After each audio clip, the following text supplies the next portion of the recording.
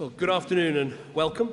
It's great to welcome President Obama again on his 5th visit to the United Kingdom. Barack has been president for more than 7 years. I've been Prime Minister for nearly 6 years, and our two countries have been working together through some of the most difficult and troubled global times.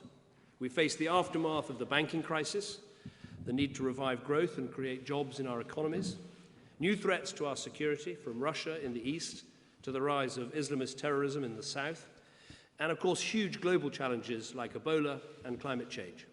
And through it all, the strong and essential partnership between our nations has never been more important. When 70 years ago last month, Winston Churchill first described the special relationship, it was not merely an enduring expression of friendship, it was a way of working together. It was about two nations, kindred spirits, who share the same values and so often the same approaches to the many issues that we face. And just as for our predecessors, that has been true for Barack and me, whether we've been working to deliver economic security, national security, or new emerging challenges. And today we've been discussing all three. On economic security, we've succeeded in getting our economies growing and creating jobs for our people. The global economy still faces serious challenges, but last year Britain and the United States were the two fastest growing major economies in the world. And we both know just how important trade deals are in driving global growth. So Barack and I remain among the most determined to achieve our vision of a US-EU trade deal. And we're working hard to push this forward because it would add billions to our economies and set the standards for the rest of the world to follow. On national security, together with our partners in the EU, we've used our economic muscle to avoid the calamity of an Iranian nuclear weapon. We've delivered sanctions against Russia in response to its aggression against Ukraine. We've secured the first ever global and legally binding deal on climate change, being formally signed today by over 150 governments at the United Nations. And we've transformed the way that we use our aid, our diplomacy, and our military together to make progress on some of the most difficult issues of our time. For example, in East Africa, we've helped to turn around the prospects for Somalia. For instance, thanks to an EU operation led by Britain, supported by America, its waters are no longer a safe haven for pirates. And in West Africa, British leadership in Europe secured €1 billion to support our efforts in helping the people of the region to defeat the outbreak of Ebola, with Britain taking the lead in Sierra Leone, the United States in Liberia, France in Guinea.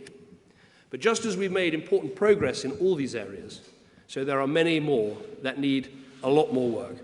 There's no doubt that the situation in Libya is immensely challenging, but we now finally have a government of national accord with whom we can work. While in Syria and Iraq, we are continuing coalition efforts to defeat and degrade Daesh. More than 25,000 Daesh fighters have now been killed, over 600 in the last month alone, with the total number of Daesh fighters now estimated to be at its lowest for about 2 years. The Iraqi security forces are steadily pushing Daesh out of its territory, this week almost entirely clearing them out of the town of Hit. And in Syria, our partners have liberated the large Kurdish areas in the northeast and cut off the main route between Raqqa and Mosul. We also discussed efforts to deal with the migration crisis. This doesn't directly affect the United States, and in the UK, we've maintained our borders and we will continue to do so. But we both know the challenge this poses to our friends and our allies and to the continent of Europe. This is the sort of challenge that can only be tackled effectively through international cooperation. NATO is helping to reduce the number of migrants in the eastern Mediterranean, and Barack and I have discussed how NATO might now contribute to the EU's efforts in the central Mediterranean too.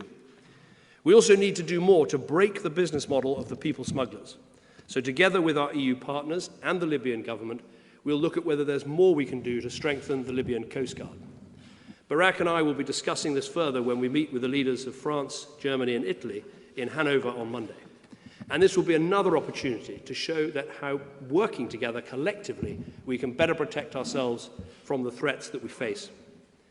We also covered a number of new and emerging challenges, where it will be more important than ever that we work together with our international partners to identify problems and deal with them rapidly.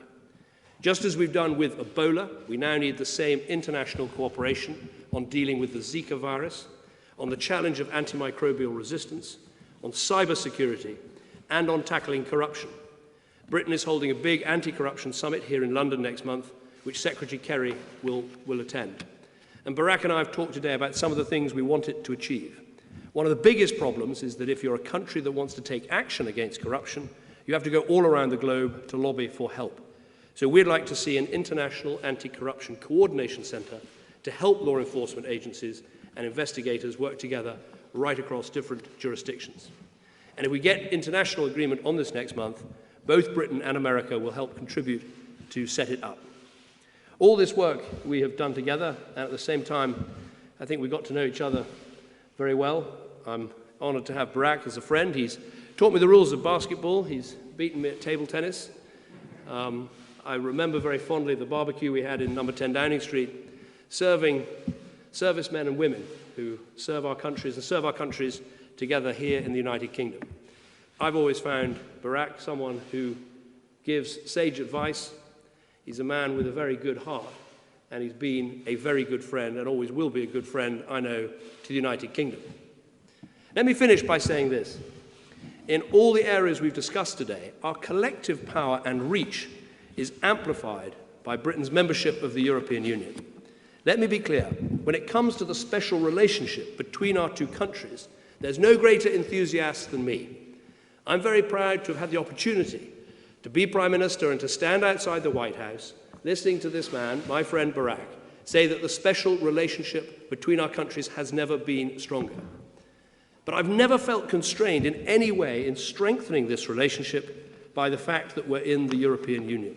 In fact, quite the reverse. We deliver for our people through all the international groups that we're part of. We enhance our security through the membership of NATO. We further our prosperity through the G7 and the G20. And like those organizations, Britain's membership of the EU gives us a powerful tool to deliver on the prosperity and security that our people need, and to stand up for the values that our countries share. And now, I think, is a time to stay true to those values and to stick together with our friends and allies in Europe and around the world. Thank you very much. Barack. Thank you, David. And as always, it is wonderful to be here in London and to meet with my good friend David Cameron. I confess I've also come back to wish Her Majesty, the Queen, a very happy 90th birthday. Earlier today, Michelle and I had the honor to join Her Majesty and His Royal Highness, the Duke of Edinburgh, as their guests at Windsor Castle, where we conveyed the good wishes of the American people. I have to say I have never been driven by a Duke of Edinburgh before. And I can report that it was very smooth riding. As for Her Majesty, the Queen's been a source of inspiration for me, like so many people around the world. She is truly one of my favorite people. And should we be fortunate enough to reach 90, may we be as vibrant as she is. She's an astonishing person and a real jewel to the world and not just to the United Kingdom. The alliance between the United States and the United Kingdom is one of the oldest and one of the strongest that the world's ever known. When the U.S. and the U.K. stand together, we make our countries more secure, we make our people more prosperous, and we make the world safer and better. That's one of the reasons why my first overseas visit as president more than 7 years ago was here to London at a time of global crisis. And the one thing I knew, as green as I was as a new president, was that it was absolutely vital that the United States and the United Kingdom, working together in an international forum, tackle the challenges that lie ahead. Our success depended on our ability to coordinate and to be able to leverage our relationship to have an impact on other countries. I met with David on that visit. He wasn't yet Prime Minister. But just as our nations share a special relationship, David and I have shared an extraordinary partnership. He has proven to be a great friend, and is one of my closest and most trusted partners. Over the 6 years or so that our terms have overlapped, we have met or spoken more times than I can count. We've shared our country's beers with each other. He vouches for his, I vouch for mine. Taken in a basketball game in America. David, I think you should recall we were actually partners in that ping pong game. And we lost to some school children. I can't remember whether they were 8 or 10, but they were decidedly shorter than we were, and they whooped us. Samantha and Michelle, our better halves, have become good friends as well. And it's the depth and the breadth of that special relationship that has helped us tackle some of the most daunting challenges of our time. Around the world, our joint efforts, as David mentioned, have stopped the outbreak of Ebola, helped Iran from obtaining a nuclear weapon, forged a climate agreement in Paris that hopefully will help to protect our planet for future generations. And today, on Earth Day, our governments, along with about 170 others, are in New York to sign that agreement. And the U.S. is committed to formally joining it this year, which should help it take effect years earlier than anybody expected. We also discussed the full array of challenges to our shared security. And we remain resolute in our efforts to prevent terrorist attacks against our people and to continue the progress that we've made in rolling back and ultimately defeating ISIL. Our forces, as David mentioned, are systematically degrading ISIL's finances and safe havens and removing its top leaders from the battlefield. And we've got to keep working to improve security and information sharing across Europe and to stem the flow of foreign fighters into and out of Syria. We discussed our efforts to resolve political conflicts in the Middle East, from Yemen to Syria to Libya, in order to increase the prospects for stability. In Libya, going forward, we have an opportunity to support a new government and help Libyans root out extremist elements. In Syria, as challenging as it is, we still need to see more progress towards an enduring ceasefire, and we continue to push for greater humanitarian access to the people who need it most. We have to continue to invest in NATO so that we can meet our overseas commitments from Afghanistan to the Aegean. We have to resolve the conflict in the Ukraine and reassure allies who are rightly concerned about Russian aggression.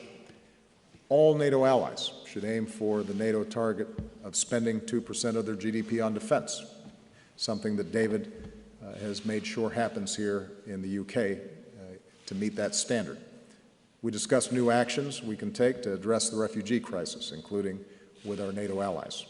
And because a strong defense relies on more than just military spending, but on helping to unleash the potential of others to live freer and more prosperous lives, I want to thank the people of the United Kingdom for their extraordinary generosity as one of the world's foremost donors of humanitarian aid. We talked about promoting jobs and stronger growth through increased transatlantic trade and investment so that our young people can achieve greater opportunity and prosperity. And yes, the Prime Minister and I discussed the upcoming referendum here on whether or not the UK should remain part of the European Union. Let me be clear. Ultimately, this is something that the British voters have to decide for themselves. But as part of our special relationship, part of being friends is to be honest and to let you know what I think.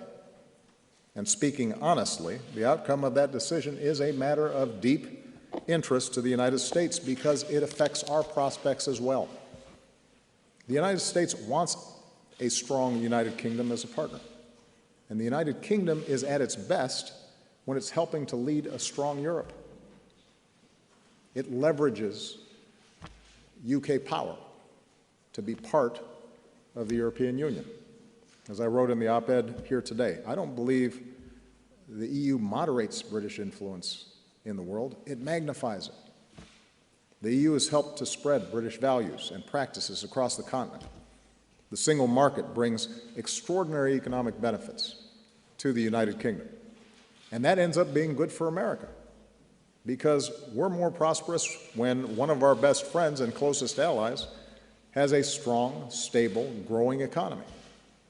Americans want Britain's influence to grow, including within Europe. The fact is, in today's world, no nation is immune to the challenges that David and I just discussed. And in today's world, solving them requires collective action. All of us cherish our sovereignty. My country is pretty vocal about that. But the U.S. also recognizes that we strengthen our security through our membership in NATO. We strengthen our prosperity through organizations like the G7 and the G20. And I believe the UK strengthens both our collective security and prosperity through the EU. In the 21st century, the nations that make their presence felt on the world stage aren't the nations that go it alone, but the nations that team up to aggregate their power and multiply their influence. And precisely because Britain's values and institutions are so strong and so sound, we want to make sure that that influence is heard, that it's felt, that it influences how other countries think about critical issues. We have confidence that when the UK is involved in a problem, that they're going to help solve it in the right way. That's why the United States cares about this. You know, for centuries, Europe was marked by war and by violence. The architecture that our two countries helped build with the EU has provided the foundation for decades of relative peace and prosperity on that continent. What a remarkable legacy. A legacy born in part out of what took place in this building. Before we walked out, I happened to see Enigma on display. And that was a reminder of the incredible innovation and collaboration of the Allies in World War II, and the fact that neither of us could have won that alone. And in the same way, after World War II, we built out the international institutions that, yes, occasionally constrained us. But we willingly allowed those constraints because we understood that by doing so, we were able to institutionalize and internationalize the basic values of rule of law and freedom and democracy that would benefit our citizens as well as people around the world. Yeah, I think there's a British poet who once said, "No man's an island." Even an island as beautiful as this. We're stronger together. And if we continue to tackle our challenges together, then future generations will look back on ours, just as we look back on the previous generation of English and American citizens who worked so hard to make this world safer and more secure and more prosperous. And they'll say that we did our part. And that's important. That's important not just here. That's important in the United States as well. Thanks. Thank you very much. Right, we've got some questions. We're going to start with a question from the British press. We'll have Chris Shipp from ITV. Thank you very much, Prime Minister. Chris Shipp from ITV News. Mr. President, you yourself acknowledge the controversial timing of your comments on the EU referendum and the spirited debate that we're having here.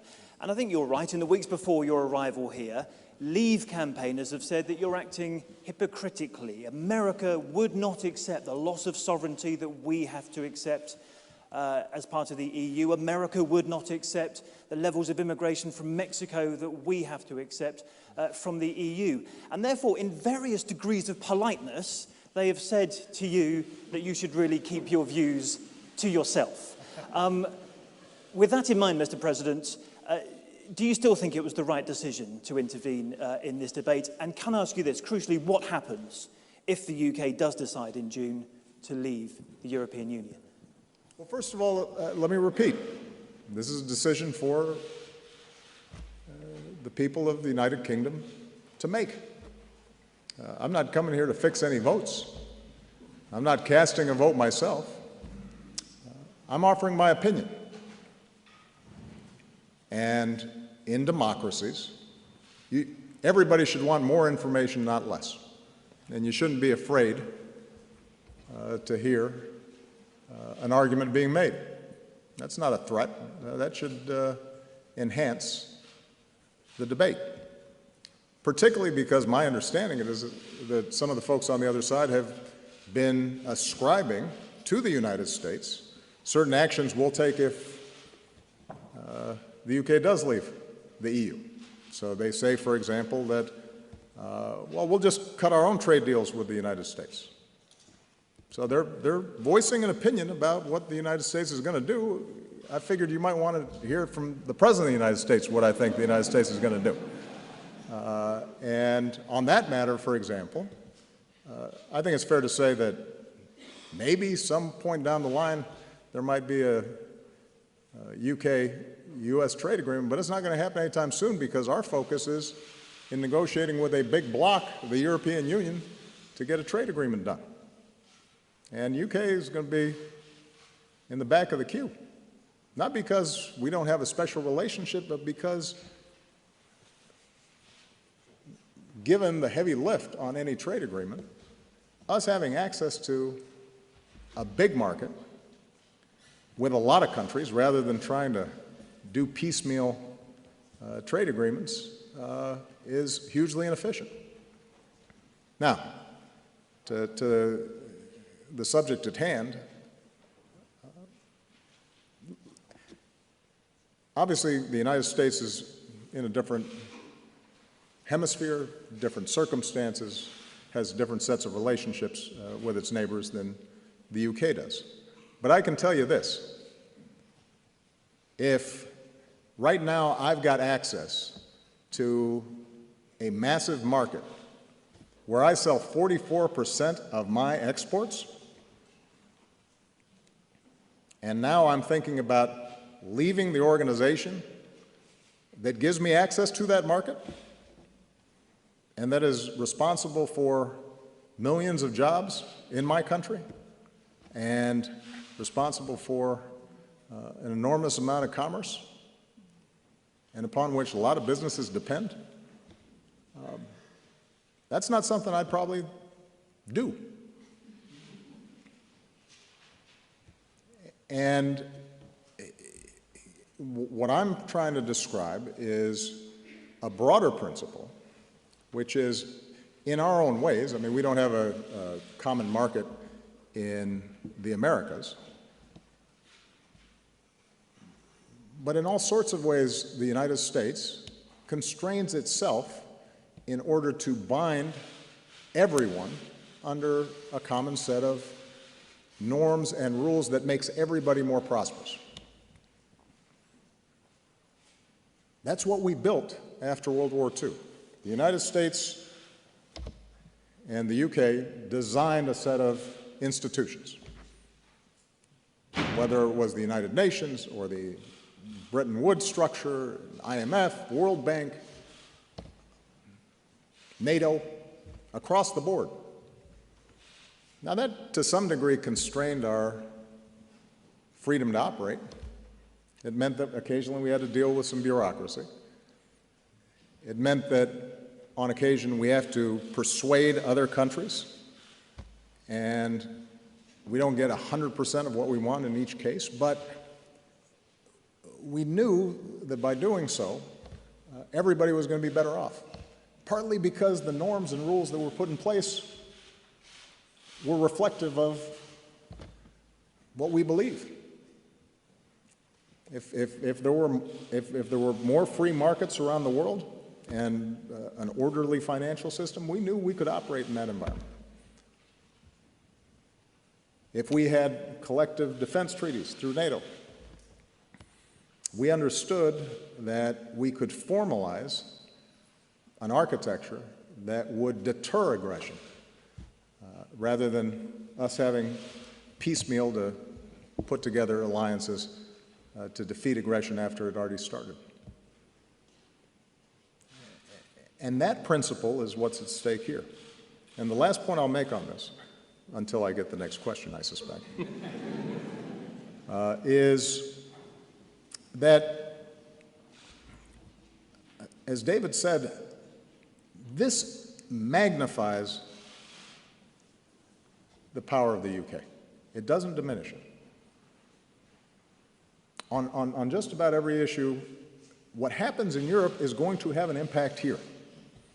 And what happens in Europe is going to have an impact in the United States. We just discussed, for example, the refugee and the migration crisis. And I've told my team, which is sitting right here, so they'll vouch for me, that we consider it a major national security issue that you have uncontrolled migration into Europe. Not because these folks are coming to the United States, but because if it destabilizes Europe, our largest trading bloc, trading partner, that's going to be bad for our economy. If you start seeing divisions in Europe, that weakens NATO. That'll have an impact on our collective security. Now, if in fact I want somebody who's smart and common sense and tough and is thinking as I do in the conversations about how migration is going to be handled, somebody who also has a sense of compassion and recognizes that immigration can enhance, when done properly, the assets of a country and not just diminish them, well, I want David Cameron in the conversation, just as I want him in the conversation when we're having discussions about information sharing and counterterrorism activity. Precisely because I have a confidence in the UK, and I know that if we're not working effectively with Paris or Brussels, then those attacks are going to migrate to the United States and to London. I want one of my strongest partners in that conversation. So it enhances the special relationship. It doesn't diminish it. Let me just make, Chris, one point in response to that. I mean, this is our choice, nobody else's, the sovereign choice of the British people. But as we make that choice, it surely makes sense to listen to what our friends think, to listen to their opinion, to listen to their views, and that's what Barack's been talking about today. But it's also worth remembering as we make this choice, it's a British choice about the British membership of the European Union.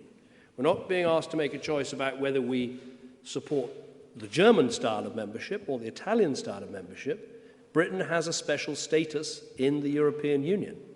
We're in the single market, we're not part of the single currency. We're able to travel and live and work in other European countries, but we've maintained our borders because we're not in the Schengen no-border zone. And on this vital issue of trade, where Barack has made such a clear statement, we should remember why we are currently negotiating this biggest trade deal in the whole world and in the whole world's history between the European Union and the United States.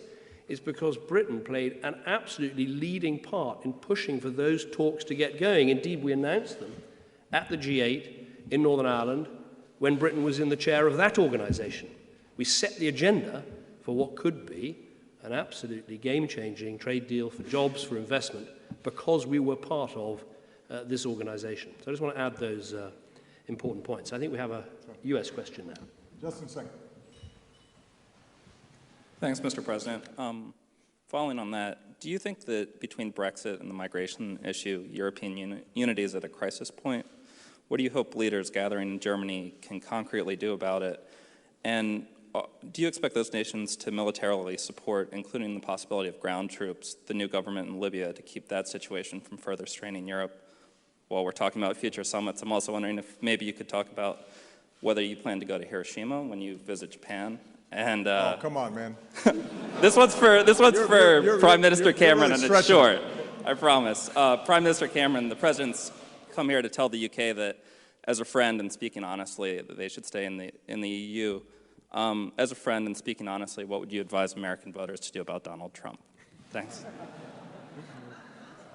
I'll let you That take was- the first. that was so I'll let you take the predictable. first 6, and then I'll, Yeah, I'll exactly. pick up that last one.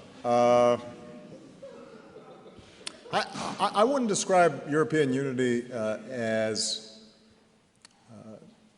in a crisis, but I would say it is under strain. And some of that just has to do with the aftermath of the financial crisis and the strains that we're all aware of with respect to the Eurozone. I think it is important to emphasize, as David points out, that the UK is not part of the Eurozone, and so the blowback to the British economy has been different than it is on the continent. But we've seen some divisions and difficulties between the southern and the northern parts of Europe. That's created some strains. I think the migration crisis amplifies a debate that's taking place not just in Europe, but in the United States as well. At a time of globalization, at a time when a lot of the challenges that we face are transnational, as opposed to just focused on one country, there is a temptation to want to just pull up the drawbridge, either literally or figuratively. We see that played out in some of the debates that are taking place in the U.S. presidential race. And that debate, I think, is accelerated in Europe. But I'm confident that the ties that bind Europe together are ultimately much stronger than the forces that are trying to pull them apart. Europe has undergone an extraordinary stretch of prosperity, maybe unmatched in the history of the world. If you think about the 20th century and you think about the 21st century, 21st century Europe looks an awful lot better. And I think the majority of Europeans recognize that. They see that unity and peace have delivered sustained economic growth, reduced conflict, reduced violence, enhanced the quality of life of people. And I'm confident that can continue. But I do believe that it's important to watch out for some of these fault lines that are developing. And in that sense, I do think that the Brexit vote, which if I'm a citizen of UK, I'm thinking about it solely in terms of how's this helping me, how's this helping the UK economy, how's it helping create jobs here in the UK. That's the right way to think about it. But I do also think that this vote will send a signal that is relevant about whether the kind of prosperity that we've built together is going to continue, or whether the forces of division end up being more prominent.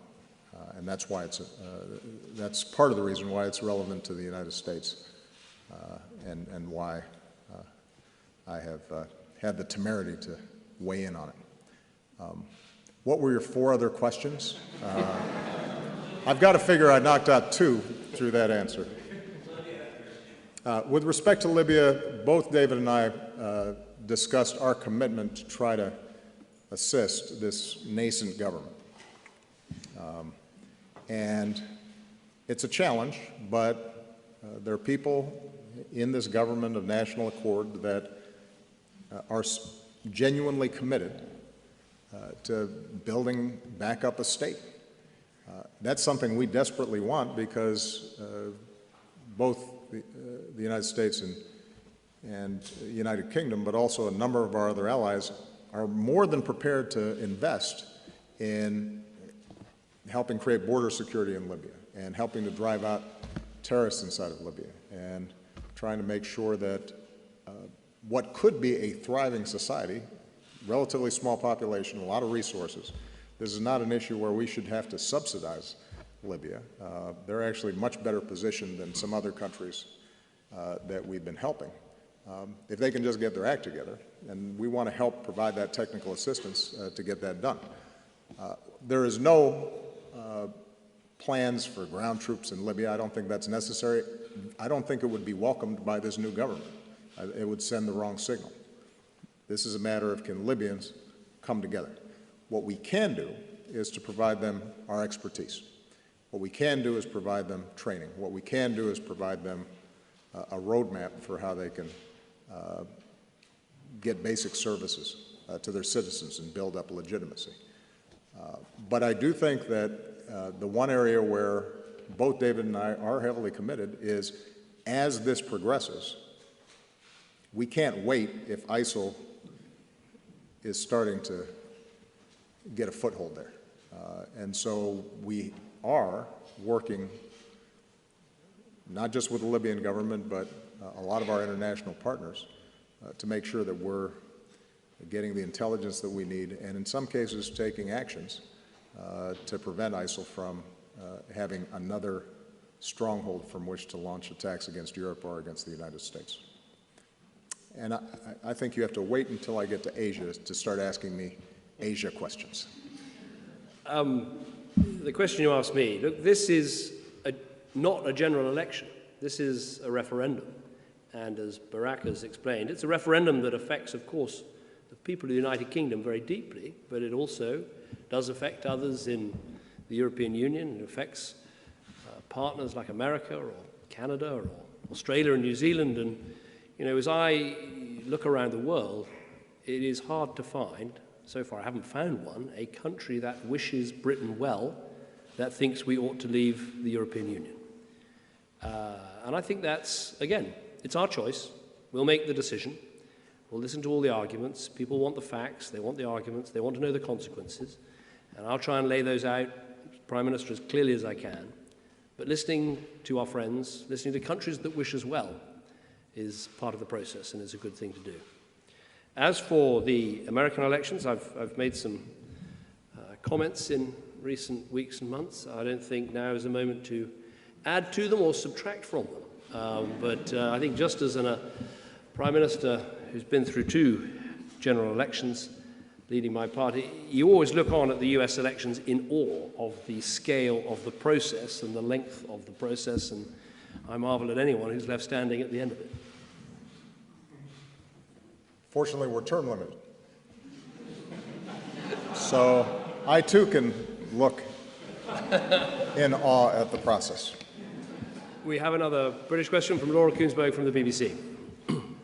Thank you. Mr. President, you've made your views very plain on the fact that British voters should choose to stay in the EU.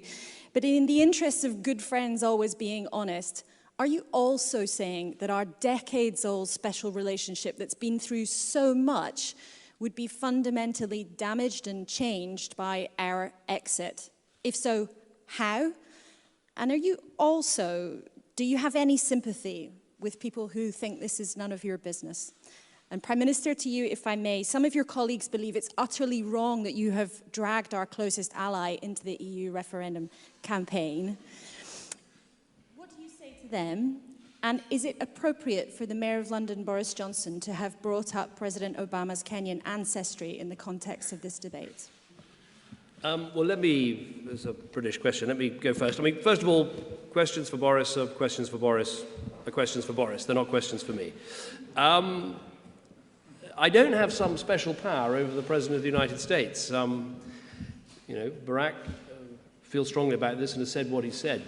And as I said, it's our decision as a sovereign people, the choice we make about Europe, but I think it's right to listen to and consider the advice of your friends. And, you know, just to amplify one of the points that Barak made, you know, we have a shared interest of making sure Europe takes a robust approach to Russian aggression.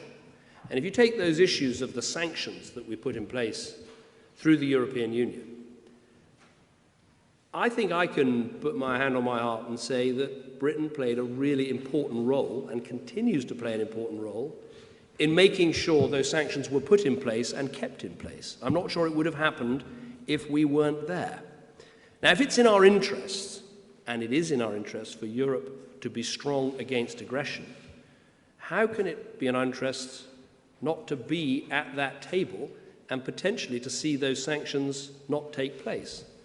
And I think it's been that working between Britain and the United States over this issue that has helped to make a big difference.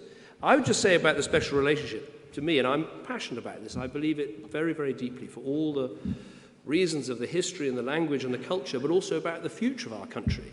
And the truth is this: the stronger Britain is, and the stronger America is, the stronger that relationship will be. And I want Britain to be as strong as possible. And we draw our strength from all sorts of things that we have as a country. The fifth largest economy in the world, amazing armed forces, brilliant security and intelligence forces that we were discussing about how well they work together. Incredibly talented people, brilliant universities, the fact that we're members of NATO, the G7, the G20, the Commonwealth. But we also draw strength and project power and project our values and protect our people and make our country wealthier, our people wealthier, by being in the European Union. So I want Britain to be as strong as possible. And the stronger Britain is, the stronger that special relationship is, and the more that we can get done together to make sure that we have a world that promotes democracy and peace and human rights and the development that we want to see across the world. So to me, it's simple. Stronger Britain, stronger special relationship, that's in our interests, and that's in the interests of the United States of America as well. Let me start with Winston Churchill.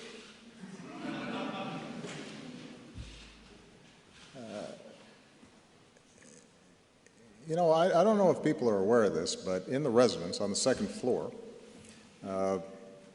my office, my private office, is called the Treaty Room. And right outside the door of the Treaty Room, so that I see it every day, including on weekends when I'm going into that office to watch a basketball game. The primary image I see is a bust of Winston Churchill. It's there voluntarily because I can do anything on the second floor. I love Winston Churchill. Love the guy. Now, when I was elected as President of the United States, my predecessor had kept a Churchill bust in the Oval Office. There are only so many tables where you can put busts. Otherwise, it starts looking a little cluttered. And I thought it was appropriate, and I suspect most people here in the United Kingdom might agree, that as the first African-American president, it might be appropriate to have a bust of Dr. Martin Luther King in my office, to remind me of all the hard work of a lot of people who would somehow allow me to have the privilege of holding this office. That's just on Winston Churchill. I think people should know that, know my thinking there.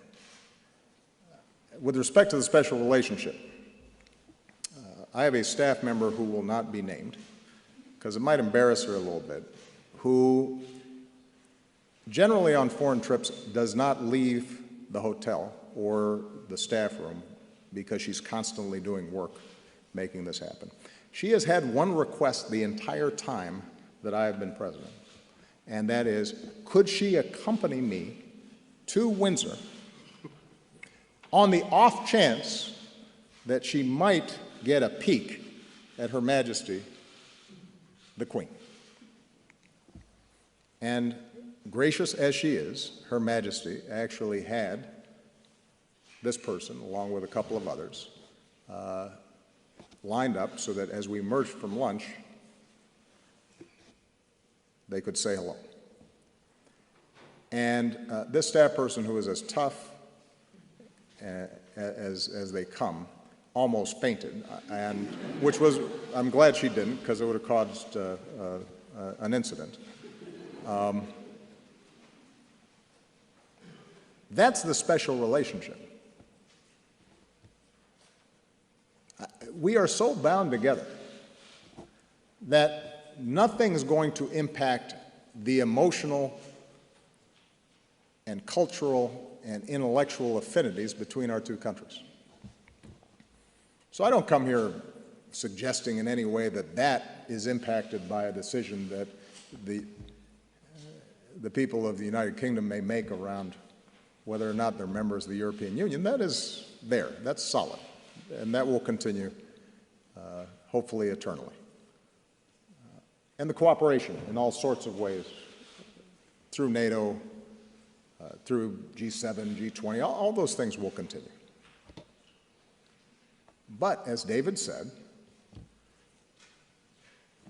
if one of our best friends is in an organization that enhances their influence and enhances their power and enhances their economy, then I want them to stay in it. Or at least I want to be able to tell them, you know, I think this makes you guys bigger players. I think this helps your economy. I think this helps to create jobs.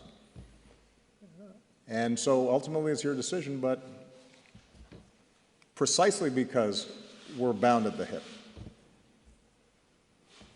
I want you to know that before you make your decision.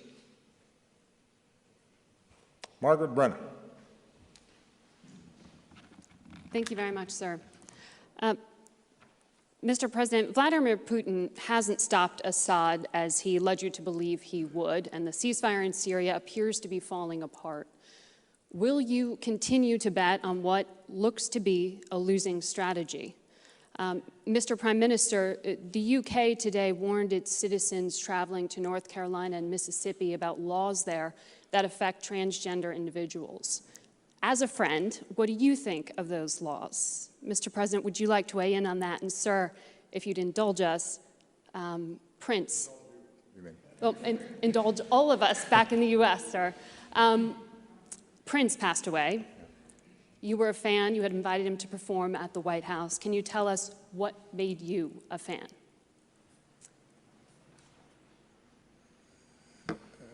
I'm trying to figure out which order to do this. Maybe I'll start with North Carolina and Mississippi. I want everybody here in the United Kingdom to know that the people of North Carolina and Mississippi are wonderful people. They are hospitable people. They are beautiful states. And you are welcome. And you should come and enjoy yourselves. And I think you'll be treated with extraordinary hospitality. I also think that the laws that have been passed there are wrong and should be overturned, and they're in response to politics in part some strong emotions that are generated by people, some of whom are good people, but I just disagree with when it comes to respecting the equal rights of all people, regardless of sexual orientation, whether they're transgender or gay or lesbian.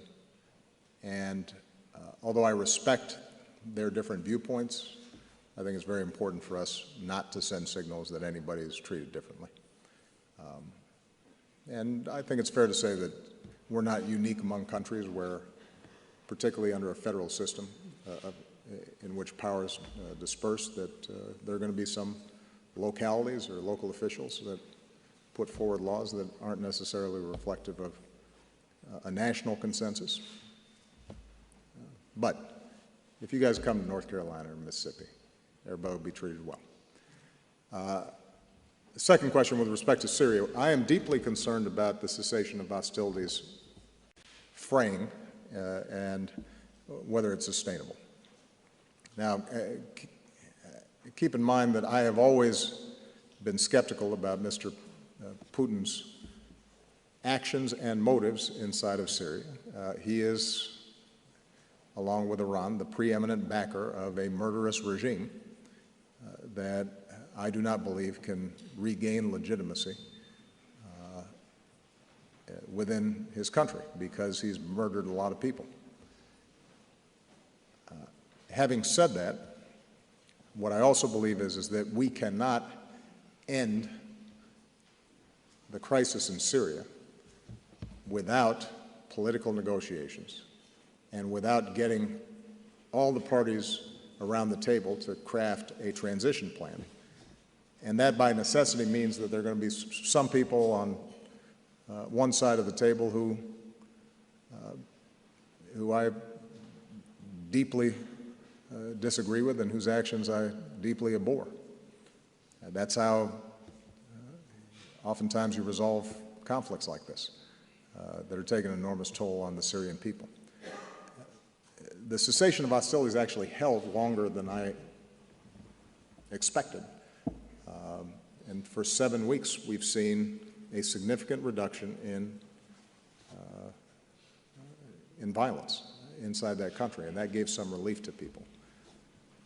I talked to Putin on Monday precisely to reinforce to him the importance of us trying to maintain this cessation of hostilities, asking him to put more pressure on Assad, indicating to him that we would continue to try to get the moderate opposition to stay at the negotiating table in Geneva.